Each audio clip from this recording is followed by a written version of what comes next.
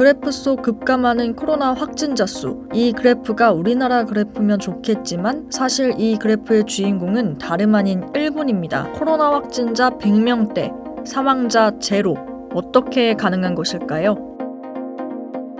현재 한국은 위드 코로나가 시작된 뒤 코로나19 치명률이 1.46%를 기록하면서 그 수치가 감소하고 있는 다른 나라와 달리 치명률 역주행을 겪고 있습니다. 높아진 확진자 수와 치명률을 낮출 정부의 대책이 딱히 보이지 않는 상황에서 지금 일본의 상황은 정반대, 코로나가 급감하고 있다는데요. 지난 8월 도쿄올림픽으로 감염 확산세가 폭발했던 일본, 일주일치 확진자가 26,000명을 넘기도 했었는데요. 그랬던 일본이 최근 신규 확진자 100명대에 사망자는 제로. 우리나라 확진자가 5,000명대를 넘나들고 사망자 역시 꾸준히 두 자릿수를 기록하는 것과 대조되는데요. 게다가 일본은 인구수가 한국의 2배 이상이라는 것까지 감안한다면 아주 놀라운 현상입니다. 수도권만 비교해봐도 도쿄도 20명, 서울은 2,120명, 100배 차이가 넘는데요. 꼭 한국뿐 아니라 전 세계와 비교해도 대조적으로 급감한 일본 확진자 수를 확인할 수 있는데요. 특이한 점은 너무나도 드라마틱한 급감세입니다. 한국과 일본은 백신 접종 완료율도 비슷하고 기후도 비슷하고 마스크 착용 수준도 비슷하고 심지어 일본도 11월부터 위드 코로나를 시행하고 있는 상황. 도대체 어떤 이유로 이런 차이가 나타난 걸까요? 사실 아직까지도 명확히 밝혀진 인과관계가 없어서 전문가들도 추측 수준의 가설을 내놓고 있는 상황입니다. 때문에 일본 내에서도 미스터리라고 불리고 있는데요. 지금까지 나온 설은 이렇습니다. 첫 번째, 부실한 진단. 일본은 무증상이나 경증 환자 대상으로는 코로나 검사를 지원하지 않기 때문에 진단 검사량 자체도 적었을 뿐더러 한국산 진단 키트를 사용하지 않는 유일한 국가이기 때문에 델타 변이 감염자 역시 잡지 못했다는 추측입니다. 하지만 유증상자 위주로 검사가 진행됐다면 오히려 검사자 대비 확진자 수는 더 증가해야 하는데 그마저도 감소세라는 반박이 가능합니다. 또 국가 지원의 진단 키트만 한국산이 없을 뿐 개인이 유료로 얼마든지 한국산 진단 키트로 검사가 가능합니다. 두 번째, 백신 종류가 다르다. 접종 완료율은 일본과 한국이 큰 차이가 없지만 접종받는 백신의 종류가 달랐다는 겁니다. 우리나라는 접종 초기 아스트라제네카 백신을 주로 사용한 반면 일본은 접종자 99.9%가 델타 변이에 강력한 것으로 알려진 mRNA 방식 백신을 맞았다는 겁니다. 아스트라제네카를 맞은 사람들이 접종 6개월 이후 항체가 급격하게 감소한 반면 일본에선 화이자와 모더나의 감염 예방 효과가 아직까지도 유지되고 있다는 분석입니다. 실제 최근 국내 확진자 중 아스트라제네카 돌파 감염자가 많아 물백신 논란이 있기도 했죠. 세 번째, 미성년자 접종률 차이. 성인이 아닌 10대의 접종률이 크게 차이난다는 것인데요. 일본의 10대 접종률은 70%에 육박하지만 한국은 15% 수준밖에 되지 않는다는 건데요. 다만 이 연령층의 인구 비율이 많지 않기에 아직 과학적인 근거는 조금 더 따져봐야 합니다.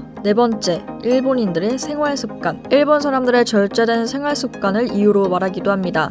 평소 마스크를 잘 쓰고 철저하게 질서와 위생을 신경 쓴 일본의 생활 습관 덕분이라는 건데 다만 실제 현지에서는 우리나라처럼 백화점, 음식점에 사람들이 많다고 하네요. 그리고 마지막, 집단 면역설입니다. 단순히 접종률을 높여서 달성한 집단 면역이 아니라 자연 면역을 통한 집단 면역이라는 것인데요. 일본은 무증상, 경증의 자연 감염을 막지 않아 왔습니다. 마침 지난 도쿄올림픽 때 젊은 층의 확진자가 많았는데 가볍게 혹은 자신도 모르게 코로나를 앓고 지나가면서 면역력만 갖게 된 이들이 많았다는 건데요. 젊은 층의 무증상 감염 확산과 백신 접종 확대가 동시에 작용하면서 집단 면역이 형성되었다고 보는 것이죠. 이에 자연 감염을 경험하는 사람들이 많아져야 한다며 무증상자, 경증 환자에게는 PCR 검사를 일본처럼 중지해야 한다고 주장하는 전문가도 있습니다. 이덕희 경북의대 예방의학과 교수는 일본은 무증상 혹은 경증으로 지나가는 자연 감염을 막지 않았다며 일본의 확진자 수 급감은 K방역의 대전제,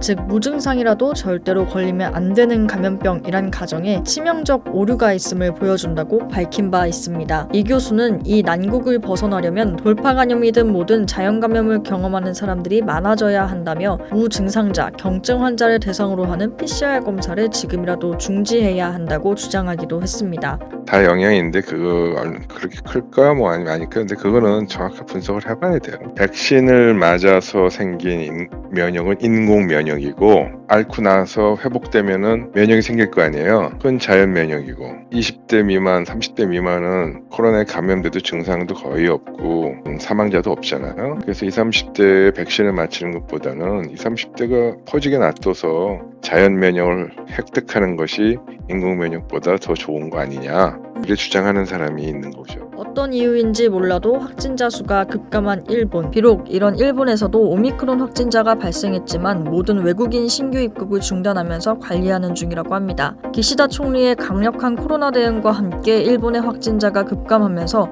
일본은 내각의 지지율까지 오르고 있는 상황입니다.